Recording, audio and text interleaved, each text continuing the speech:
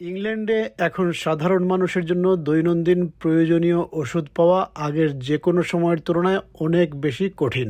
লক্ষ লক্ষ মানুষ প্রতিদিন যে ওষুধের উপর নির্ভর করেন সেগুলো প্রায়ই ফার্মেসিতে পাওয়া যাচ্ছে না। এই সংকটের পেছনে রয়েছে বৈশ্বিক সরবরাহ সমস্যা এবং ওষুধের ক্রমবর্ধমান দাম। ফলে ফার্মাসিস্টদের এখন ঘন্টার পর ঘন্টা ব্যয় করতে হচ্ছে শুধুমাত্র সাধারণ কিছু ওষুধের মজুদ খুঁজে পাওয়ার জন্য।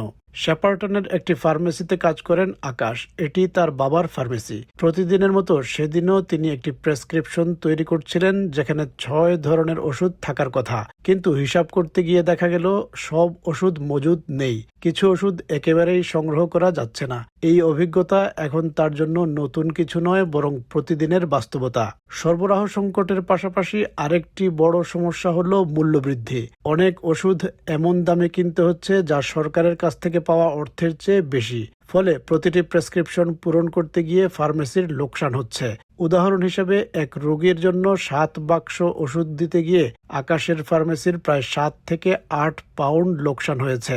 To this patient, we got 4 nights, they got 7 boxes, and we're making a total loss of £7 to £8.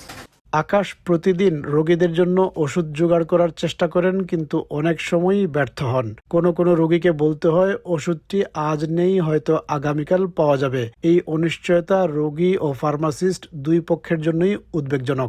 No, we don't have the spray.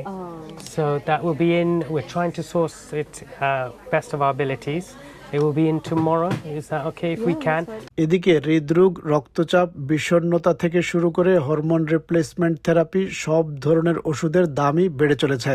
বিশেষ করে হরমোন রিপ্লেসমেন্ট থেরাপির ক্ষেত্রে ফার্মেসিগুলোকে নিজের পকেট থেকেই অতিরিক্ত খরচ বহন করতে হচ্ছে। So something like HRT, do you actually make a loss? Yes, we do. We have to order the medication, but we have to absorb the costs. And I mean, we just simply cannot continue absorbing the costs for all majority of the medicines.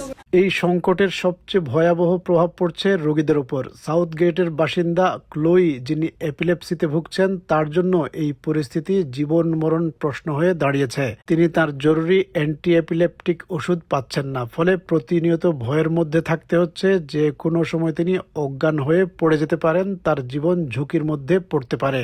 Just always being in a state of fear that I'm going to collapse, and just that's it.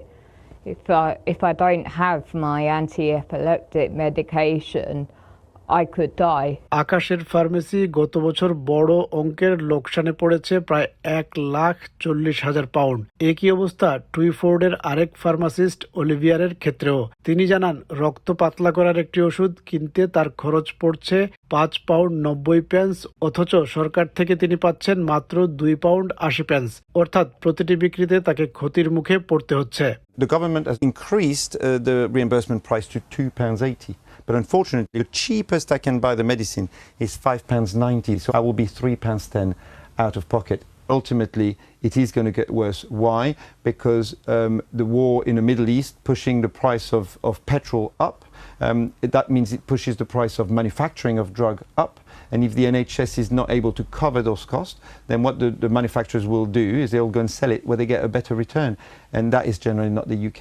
বিশেষজ্ঞরা আশঙ্কা করছেন পরিস্থিতি আরও খারাপ হতে পারে। মধ্যপ্রাচ্যের যুদ্ধের কারণে জ্বালানির দাম বেড়ে যাওয়ায় ওষুধ উৎপাদনের খরচও বাড়ছে।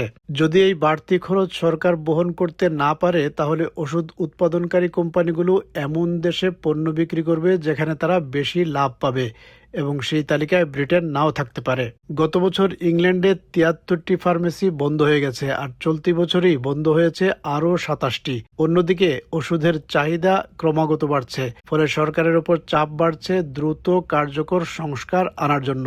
সব মিলিয়ে ওষুধ সংকট এখন শুধু একটি স্বাস্থ্য সমস্যা নয়, এটি একটি বড় সামাজিক ও অর্থনৈতিক চ্যালেঞ্জে পরিণত হয়েছে, যার প্রভাব পড়ছে দেশের প্রতিটি স্তরে।